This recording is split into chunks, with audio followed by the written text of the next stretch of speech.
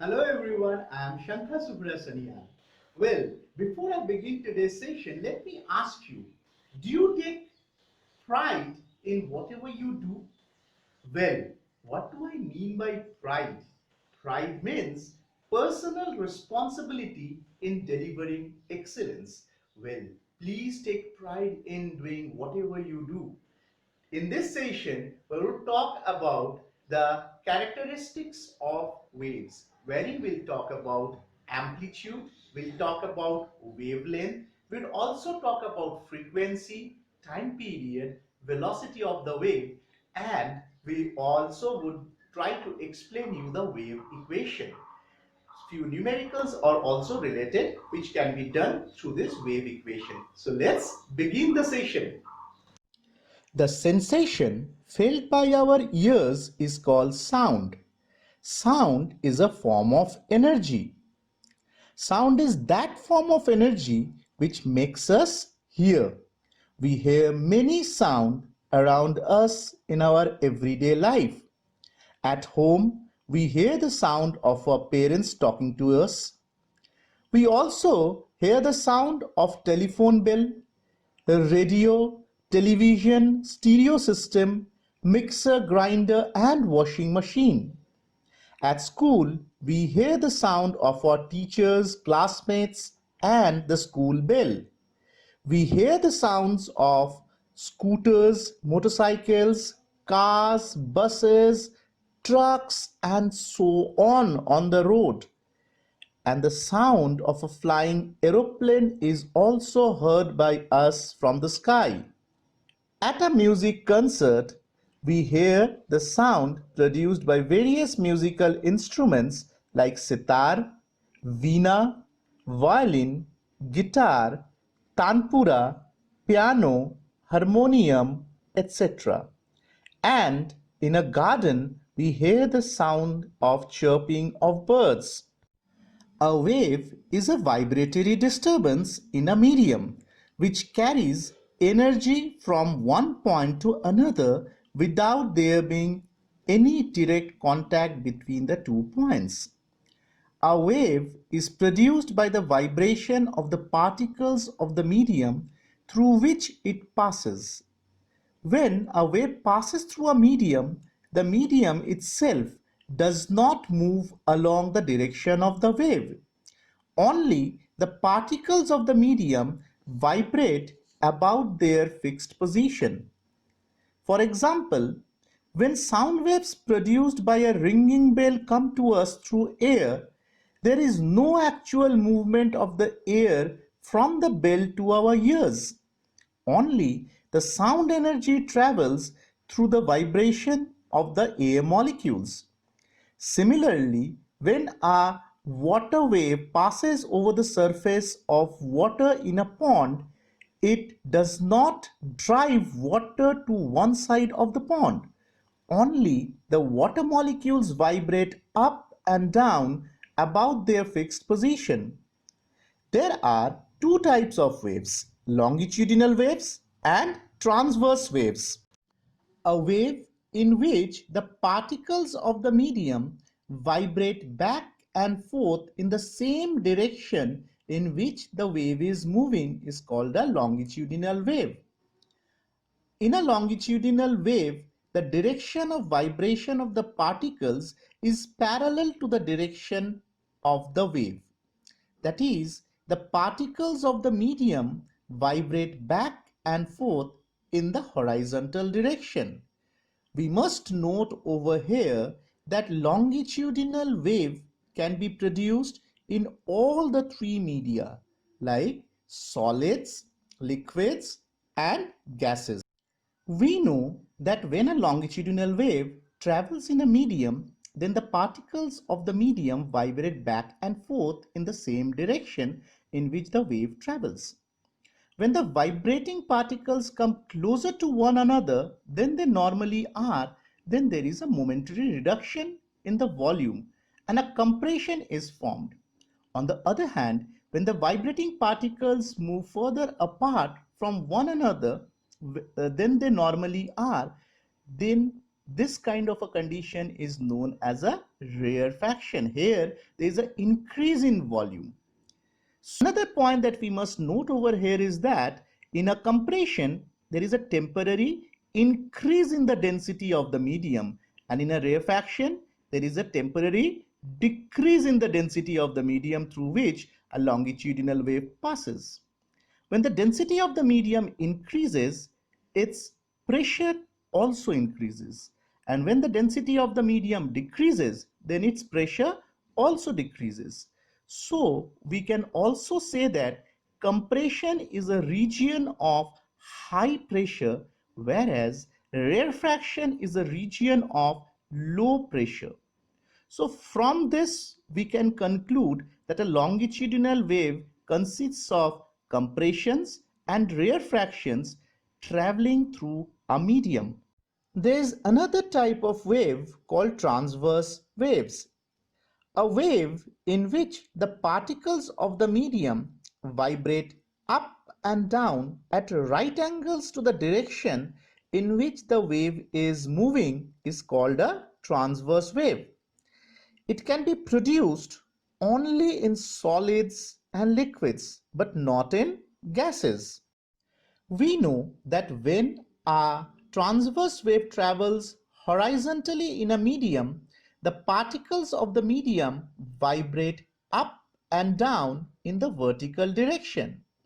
When the vibrating particles move upward above the line of zero disturbance, they form a elevation or hum, and when the vibrating particles move downward below the line of zero disturbance, they form a depression or hollow.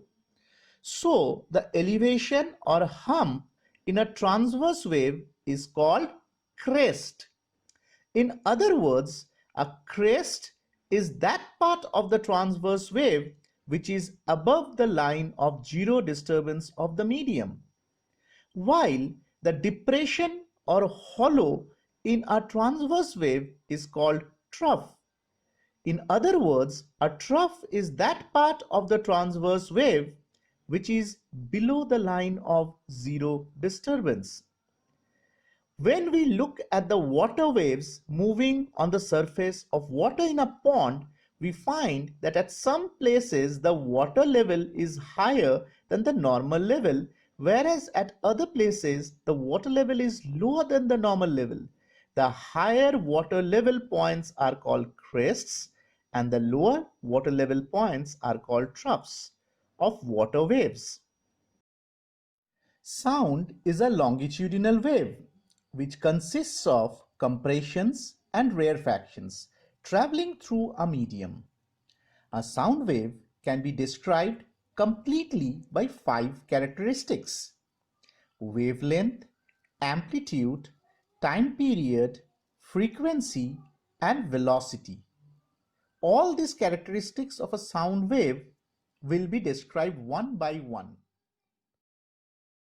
The minimum distance in which a sound wave repeats itself is called its wavelength. In simple words, it is the length of one complete wave. The wavelength is denoted by the Greek letter lambda. In a sound wave, the combined length of a compression and an adjacent rarefaction is called wavelength. In a sound wave, the distance between the centers of two consecutive compressions or two consecutive rarefactions is also called its wavelength. The SI unit of measuring wavelength is meter. Sometimes, however, centimeter is also used for expressing wavelength. When a wave passes through a medium, the particles of the medium gets displaced temporarily from their original undisturbed positions. The maximum displacement of the particles of the medium from their original undisturbed positions when a wave passes through the medium is called the amplitude of the wave. The term amplitude is in fact used to describe the size of the wave. The SI unit of measurement of amplitude is meter, though sometimes it is also measured in centimeters. It should be noted here that the amplitude of a wave is the same as the amplitude of the vibrating body producing the wave. The time required to produce one complete wave or cycle is called time period of the wave. Now, one complete wave is produced by one full vibration of the vibrating body. So we can say that time period is basically the time taken to complete one vibration. Let us suppose there are two waves which are produced in 1 second. Then the time required to produce one wave will be half a second. In other words, the time period of this wave will be 0.5 seconds. The time period of a wave is denoted by the letter capital T. The unit of measurement of time period is second. The term frequency tells us the rate at which the waves are produced by their source. The number of complete waves or cycles produced in 1 second is called frequency of the wave. Since one complete wave is produced by one full vibration of the vibrating body, so we can also say that the number of vibrations per second is called frequency. If 10 complete waves or vibrations are produced in 1 second, then the frequency of the waves will be 10 Hz or 10 cycles per second. The frequency of a wave is fixed and does not change even when it passes through different substances.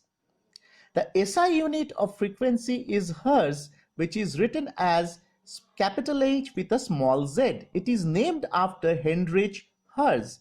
He was the scientist after whom this frequency called Hertz is named. A vibrating body emitting one wave per second is said to have a frequency of 1 Hertz. In other words, 1 Hertz is equal to 1 vibration per second. Sometimes, however, a bigger unit of frequency called kilohertz is also used. The frequency of a wave is denoted by the letter small f. The tuning forks are often marked with numbers like 256, 384 or 512. These numbers signify the frequency of vibration of the tuning forks. For example, a tuning fork of frequency 256 means that its prongs will make 256 vibrations per second and emit 256 complete sound waves per second when hit on a hard surface. So, by now it should be clear that the frequency of a wave is the same as the frequency of the vibrating body which produces the wave. The relationship that frequency is having with time period is inversely proportional, or we may say frequency f is equal to 1 by capital T, that is time period. The distance traveled by a wave in 1 second is called velocity of the wave, or simply the speed of the wave. The velocity of a wave is represented by the letter v. The SI unit for measuring the velocity of a wave is meters per second. It can be written as m/s. We know velocity is distance traveled by time taken. Suppose a wave travels a distance, say lambda, which is the wavelength in time t. Then v is equal to lambda by t. Here t is the time taken by one wave. We know that 1 by t becomes the number of waves per second, and this is known as frequency, which is represented by the letter f. So we can write f in place of 1 by t. Thus, v is equal to f into lambda, where v is the velocity of the wave, f the frequency, and lambda is the wavelength.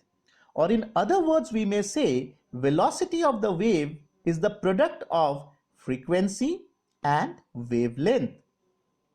Thus, the velocity or speed of a wave in a medium is equal to the product of its frequency and wavelength. This is known as wave equation. It applies to all types of waves: transverse waves like the water waves, longitudinal waves like the sound waves, and electromagnetic waves like light waves and radio waves. We have just seen the wave equation has three quantities in it. And if any of the two quantities is known, the third quantity can easily be calculated. So why not to use this formula and solve some numerical problems? Let us start with the problem number one. It's on your screen. If 25 sound waves are produced per second, what is the frequency in hertz? Well, uh, the frequency in hertz is equal to the number of waves produced per second. So in this case, since 25 waves are being produced per second, so the frequency of the sound wave is 25 hertz, which is also written as 25 Hz. Let us take another problem.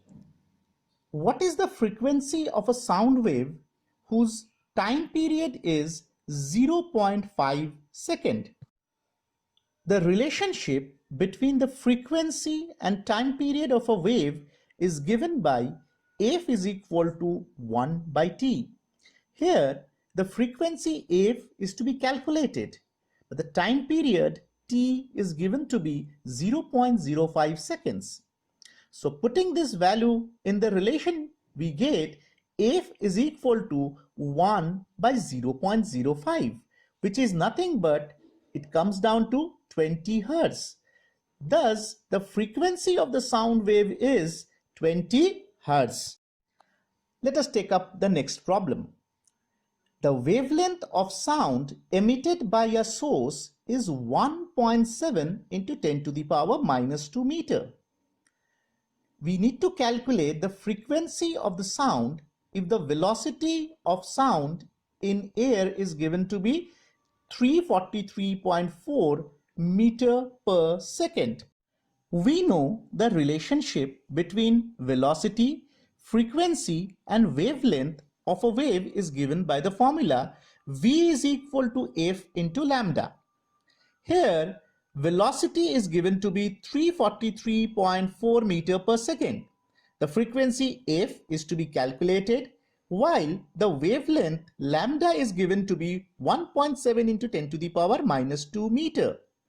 When we put these values in the formula, we get 343.4 is equal to f into 1.7 into 10 to the power minus 2. Now, just rearranging these values, what we find? We find f is equal to 343.4 by 1.7 into 10 to the power minus 2, which on calculation, we find it to be 2.02 into 10 to the power 4 hertz. So, the frequency of sound is 2.02 into 10 to the power 4 hertz. So this brings me to the end of the lecture. Well, as I have been always doing, I would again request you that in case you have any queries, any doubts, you can write to me at the address given over here, sanyal.shankha@gmail.com. It will be a pleasure on my part to be answering your queries. Thank you so much.